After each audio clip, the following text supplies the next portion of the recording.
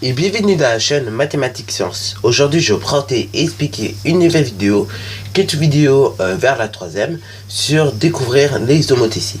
Alors donc là les homothéties, qu'est-ce que c'est? Tout simplement les homothéties ce sont des transformations du plan, ok, qui vont faire que les figures vont s'agrandir et vont se réduire. Et pour que les figures s'agrandissent ou se réduisent, on va utiliser deux choses, ok. Donc on va utiliser un centre qu'on nommera souvent O et un rapport K, ok, donc on le nomme souvent K, mais on peut le nommer autrement. Mais bon, souvent dans les exercices, on nomme ce rapport K. Et donc ce rapport K, il est non nul, ok. Et c'est ça, donc à partir de ce rapport-là et du centre, qu'on pourra obtenir des homothéties. Alors là, pourquoi j'en parle que maintenant? Parce que tout simplement, en fait, hier, je vous avais parlé d'agrandissement et de réduction sur les volumes. Et donc, justement, des agrandissements et des réductions, c'est très intéressant d'en parler.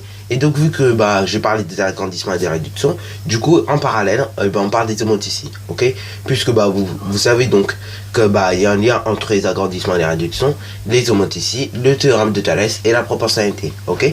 Alors là, bien sûr, tous ces liens, vous y avez peut-être pas encore dans la tête, mais vous verrez qu'au fur et à mesure, on pourra lier vraiment tout ça, ok? Théorème de Thalès, proportionnalité, homothétie, etc.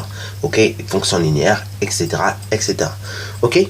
Bon, alors donc là, du coup, pour les homothéties, on peut se retrouver dans deux cas. Alors donc là, prenons l'exemple d'un point pour comprendre, et après donc nous prendrons exemple de d'autres figures après, comme ici.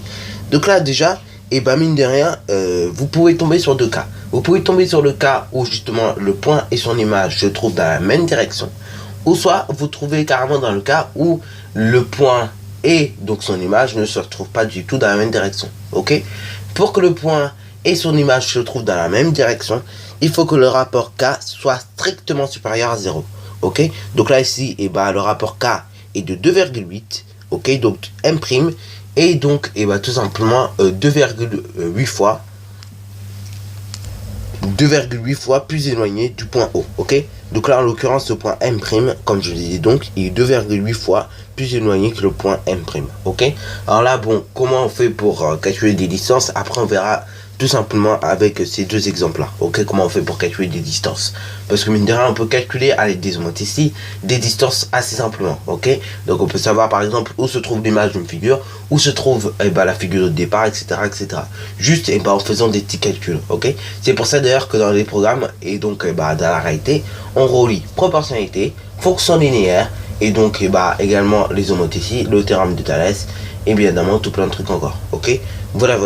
Bon, alors donc là du coup si tu veux que ton image, ok, donc ton point image se trouve tout simplement dans la même direction que le point de départ, du coup il faut que le rapport soit strictement plus grand que 1, que 0 je veux dire, ok? Et en revanche, si donc tu as le rapport K qui est strictement inférieur à 0, dans ce cas là du coup ton point image va se trouver dans la direction opposée de ton point de départ, ok, ou de la figure de départ également, ok.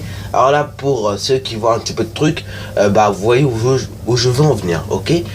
Donc là du coup mine de rien, je vous parle de la symétrie centrale, puisque la symétrie centrale c'est un cas particulier d'homothétie, ok, de rapport -1. Alors donc une symétrie centrale, comme vous savez donc, c'est le fait de faire une rotation d'angle 180 degrés, ok. Et justement quand on fait des rotations d'angle 180 degrés, en gros une symétrie centrale, sans savoir en fait vous faites des homothéties depuis très longtemps, et vous faites des homothéties de rapport -1. C'est pour ça d'ailleurs que vous trouverez dans les cours que vous avez dans la plupart tous eu, qu'une homothétie de rapport -1 correspond à une symétrie centrale. Et oui, et justement quand vous parlez d'homothétie rapport -1, vous parlez de symétrie centrale.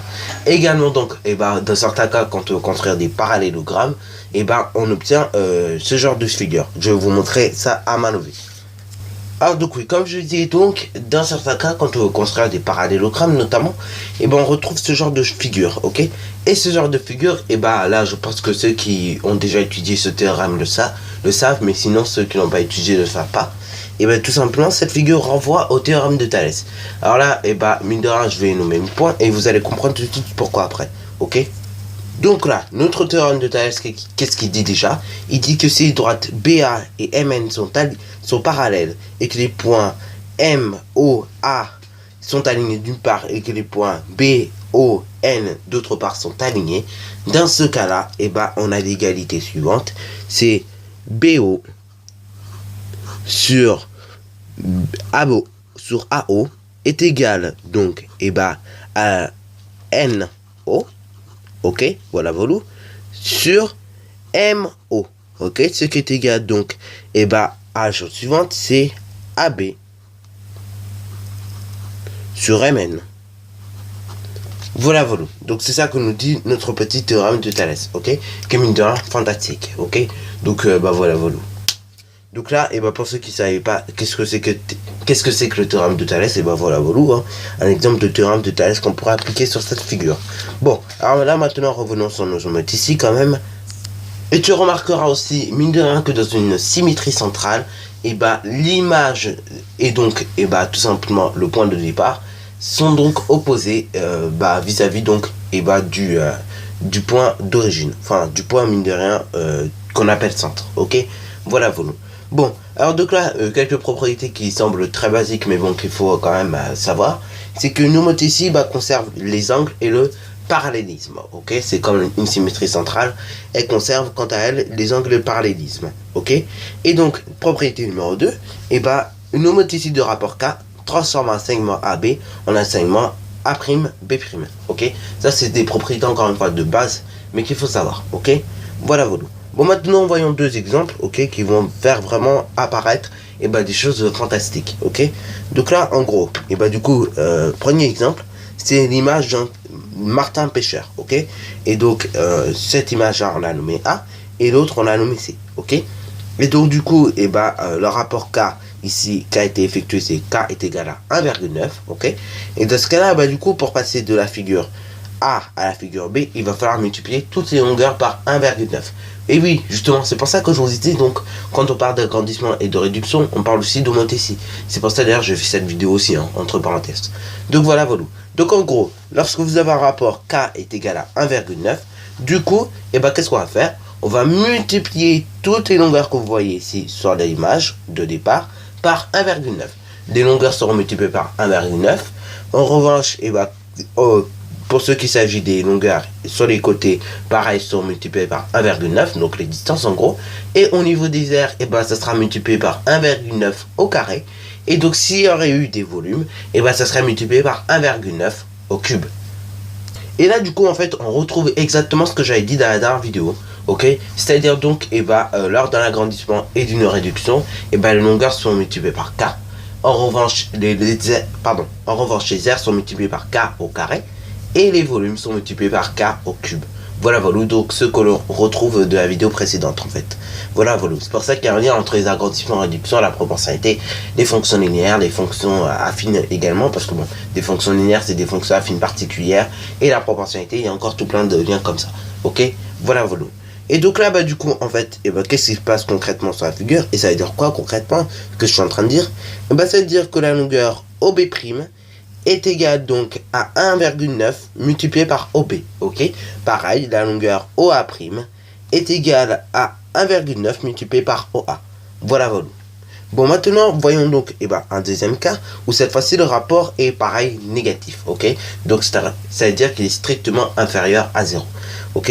Donc là, du coup, l'image du Martin Pêcheur A qui est ici, et bah il a été transformé par une homothétie de rapport moins 1,5, ok, qu'on nomme K ici, et donc du coup, et bah l'image de la figure c'est B, ok.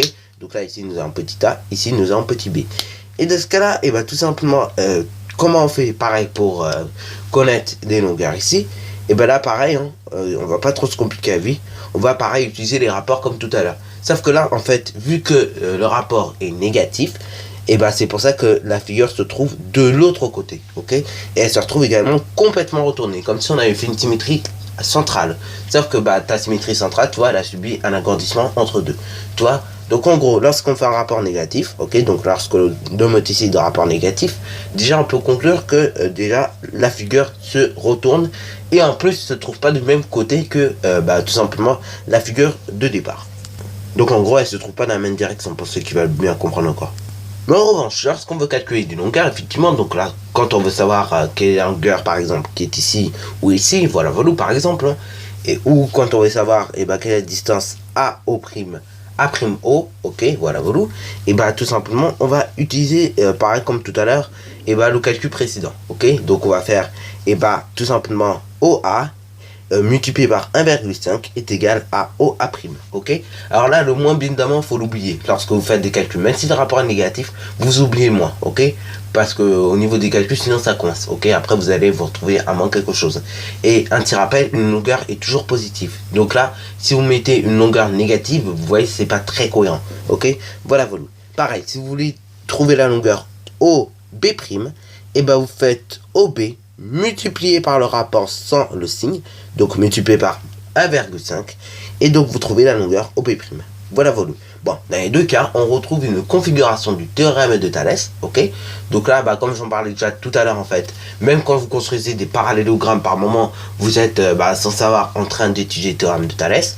Bon, après, il suffirait de nommer la figure, ça y est, on vous demande de faire des petits calculs de longueur, boum boum, vous pouvez les faire, ok. Alors là, pourquoi on trouve une configuration du théorème de Thalès? Et d'ailleurs, bah, qu'est-ce que c'est que le théorème de Thalès? Et pourquoi on pourrait trouver une configuration du théorème de Thalès? Bon, le théorème de Thalès, pour faire simple, donc j'en reparlerai l'année prochaine, mais néanmoins, le théorème de Thalès, et bah, c'est un théorème, comme ceci ou comme ceci, qui va servir à calculer des longueurs, cette fois-ci, pas dans un triangle rectangle, mais dans des triangles lorsqu'ils sont en agrandissement ou en réduction, ok. Et donc d'ailleurs, c'est pas dans un seul triangle, c'est dans plusieurs triangles. T'as remarqué ça, j'espère, hein, puisque là, ici, il y a un triangle, et ici, il y en a un deuxième. Pareil, ici, il y a un triangle là, et ici, il y a un second triangle, ok.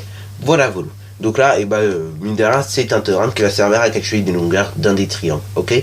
Mais c'est un théorème également qui sert à démontrer si deux droites sont bien parallèles. Mais ça, c'est la réciproque qui le fait très bien, ok. Ou d'ailleurs, ça sert également à démontrer si deux droites ne sont pas parallèles, ok. Donc là, c'est la contraposée, ok. Comme pour le théorème de Pythagore d'ailleurs également, ok. Bon, alors là, donc, comme je disais, donc, déjà d'une, pourquoi on peut appliquer le théorème de Thalès? Parce qu'on sait qu'une homotétie dans tous les cas conserve les angles et le parallélisme. C'est cette propriété qui nous dit et qui nous permet d'affirmer qu'on peut appliquer le théorème de Thalès. Sans cette propriété, on ne pourrait jamais, je dis bien jamais, appliquer le théorème de Thalès, ok. Parce que pour qu'on puisse appliquer le théorème de Thalès, la condition principale, il faut que tu aies des points alignés déjà, mais la condition vraiment principale et de base, c'est vraiment qu'il faut que tu aies deux droites parallèles, ok. Si tu n'as pas deux droites parallèles, le théorème de Thalès ne sert plus à rien, ok. Voilà, voilà. Et donc, tu peux le mettre à la poubelle entre parenthèses, ok. Pour le cas où justement tu n'auras pas de droite parallèle. Donc là, pourquoi on a le théorème de Thalès? Et donc, quels sont les rapports? Du coup, là, le théorème de Thalès, de ce cas-là, nous ramènerait au calcul suivant. C'est tout simplement, on ferait OA', ok. Donc, OA', voilà, voilà, sur OA, ok.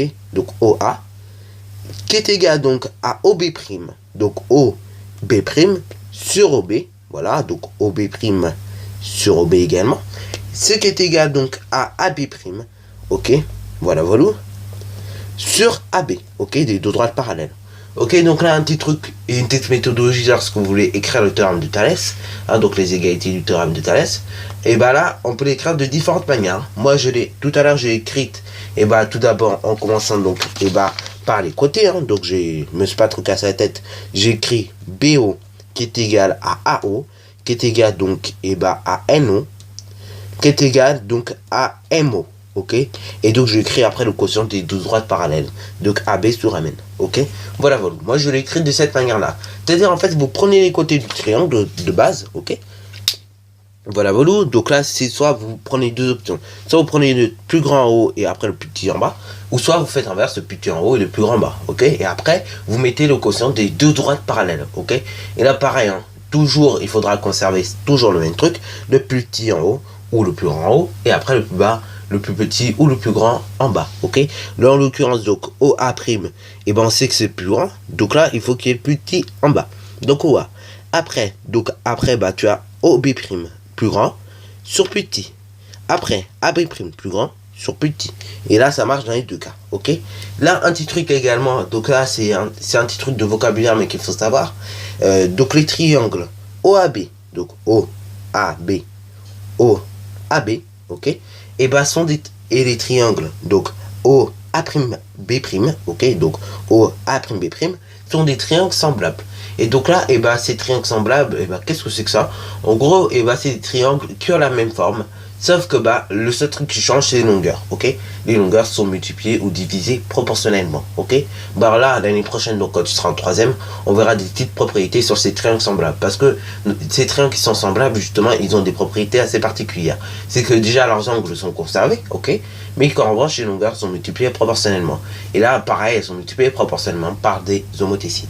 Donc là, encore une fois, vous avez des liens entre homothétie, proportionnalité et triangle semblable. Ok, ça vous fait déjà quand même pas mal de liens avec les homothéties. Pour ça d'ailleurs que j'ai fait cette vidéo maintenant et pas en troisième, parce que bon, c'est toujours intéressant de savoir qu'est-ce que c'est qu'une homothétie. Bon, voilà. Alors là, donc sur ce, donc j'ai la fin de cette vidéo qui était un peu longue sur les homothéties, mais bon, cela dit, sur les homothéties, il y en a tellement à dire comment limite la vidéo ne suffira pas, ok. Donc c'est pour ça que là, et ben c'est la fin de cette vidéo, ok. En troisième, donc nous verrons comment on fait des constructions sur les homothéties, ok. Donc voilà. Sur ce, donc c'est déjà la fin de cette vidéo. Alors si tu as bien aimé, n'hésite surtout pas à liker, à commenter et bonne réussite à toi en mathématiques et en sciences. Et donc là, pareil, avant que la vidéo se finisse, mine de rien, et bah si tu as envie de réviser le brevet, ok, et d'avoir encore plus de conseils, plus de méthodologie, je t'invite et bah au premier live qui aura lieu donc entre novembre et décembre, ok. Et donc là, bah dans ce premier live, tu auras de la méthodologie et tu pourras réviser ton brevet, ok. Et là, je te parlerai des constructions sûrement sur les homothéties. Sur ce, donc, c'est déjà la fin de cette vidéo.